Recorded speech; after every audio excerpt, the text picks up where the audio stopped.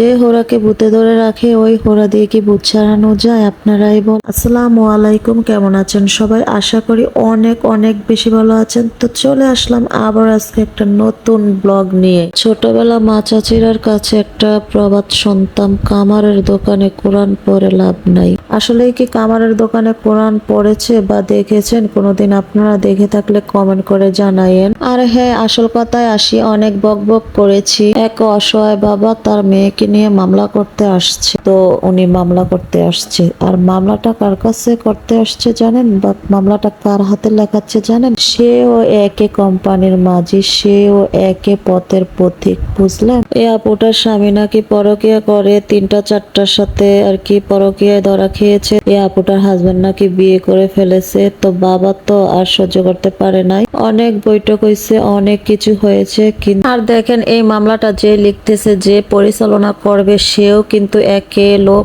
একে রকম, একে পয়দার লোক। এই পরকিয়া নামক ভাইরাস লোকগুলোকে আল্লাহ ইউরোপ কান্ট্রিতে রেখে আস। হে আল্লাহ, ভালো মেয়েদের সাথে ভালো পুরুষ মিলিয়ে দাও, খারাপ মেয়েদের সাথে খারাপ পুরুষগুলোকে মিলিয়ে দাও। যে মেয়েরা এক পুরুষে আসক্ত, যে ছেলেরা এক নারীতে আসক্ত, তাদেরকে আর কষ্ট দিও না। এই নিষ্পাপ জীবনগুলো যেন আর ধ্বংস না হয় আল্লাহ। ওই মেয়েটার বাবার আর্তনাদ দেখে আমার অনেক কষ্ট লেগেছে। আমি বলতেছি, আপনি একটু চা নাস্তা করেন, চা খান, পানি খান। উনি বলতেছে, আমি অনেকদিন ধরে খাই না, টেনশনে আমার। আসলে বাবা মারা এমনই হয়, সন্তানরা যখন কষ্ট পায়, কষ্টে থাকে, তাদের ভাত খেলেও ভাতগুলো হজম হয় না। আর এই কষ্টটা কখনোই ফিল করতে পারবেন না যতক্ষণ পর্যন্ত আপনার উপরে না আসে। আবার তো বলবেন, আপু এত রান্না করেছেন। আসলে অনেক আগের একটু একটু করে ভিডিওগুলো ক্যাপচার করে রেখেছিলাম, তাই আজকে এই তো অনেকক্ষণ অনেক কথা বললাম। কেউ কিছু মনে করবেন না, ক্ষমা দৃষ্টিতে দেখবেন। আর আমার ভিডিওগুলো কেমন হয়েছে জানাবেন।